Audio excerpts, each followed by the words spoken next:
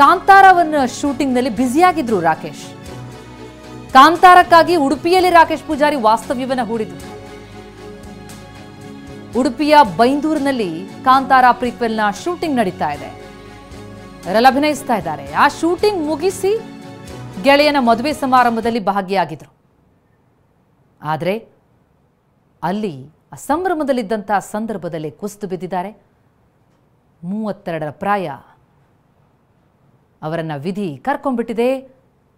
ಕುಟುಂಬಕ್ಕೆ, ಆಪ್ತರಿಗೆ, ಜೀ ಬಳಗಕ್ಕೆ ಬಹಳ ದೊಡ್ಡ ಆಘಾತ ತಂದೊಡ್ಡಿದೆ ರಾಕೇಶ್ ಸಾವಿನ ಸುದ್ದಿ. ಭಾವುಕರಾಗಿ ಮಾತನಾಡಿದ್ರು ಹಲವರು. ರಾಕೇಶ್ ಒಬ್ಬ ಒಳ್ಳೆ ನಟ ಅಷ್ಟೇ ಅಲ್ಲ, ಒಳ್ಳೆ ವ್ಯಕ್ತಿತ್ವ ಇದ್ದಂತಹ ಮನುಷ್ಯ.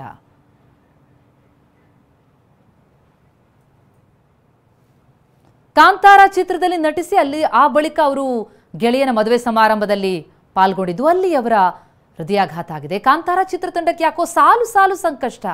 ದೈವ ನುಡಿಯಂತೆ ಚಿತ್ರೀಕರಣಕ್ಕೆ ನಾನಾ ಸಂಕಷ್ಟ. ಜೂನಿಯರ್ ಆರ್ಟಿಸ್ಟ್ಗಳಿದ್ದಂತಹ ಬಸ್ ಪಲ್ಟಿ ಆಯಿತು. ಮೊದಲು ಅಪಘಾತ ಆಗುತ್ತೆ, ಗಾಳಿ ಮಳೆಗೆ ಹಾರು ಹೋಗುತ್ತೆ ಬೃಹತ್ ಕಾಂತಾರದ ಸೆಟ್.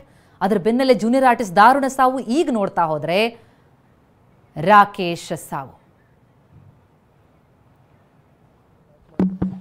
ನಮಗೆಲ್ಲ ಸಂಭ್ರಮ ಇತ್ತು. ಒಳ್ಳೆ ಕ್ಯಾರೆಕ್ಟರ್ ಮಾಡ್ಕೊಂಡು ಬರ್ತಾ ಇದ್ದಾನೆ ಅಂತ ಶೋಗಳಲ್ಲೂ ಕೂಡ ಮಿಂಚ್ತಾ ಇದ್ದ. ಇಷ್ಟು ಬೇಗ ಅವನ ಒಂದು ಜರ್ನಿಯನ್ನು ಸ್ಟಾಪ್ ಮಾಡ್ತಾನೆ ಅಂತ ಗೊತ್ತಿರಲಿಲ್ಲ. ಸ್ಟೇಜ್ ಮೇಲೂ ಕಾಮಿಡಿ, ರಿಯಲ್ ಆಗು ಕಾಮಿಡಿ.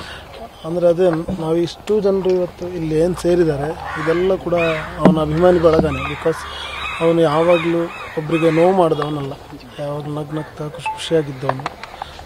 ಅವನಿಗೆ ನೋವಿದ್ರೂ ಕೂಡ ತೋರಿಸ್ಕೊಳ್ತಿರ್ಲಿಲ್ಲ. ಎಲ್ಲರ ಜೊತೆ ಮಿಂಗಲಾಗಿ ಜಲ್ಲಾಗಿದ್ದವನು. ಲೈಫಲ್ಲಿ ತುಂಬ ಖುಷಿಯನ್ನು ತೋರಿಸಿದವನು ಅವನೇ ನಮ್ಮ ಇಡೀ ಟೀಮಲ್ಲಿ.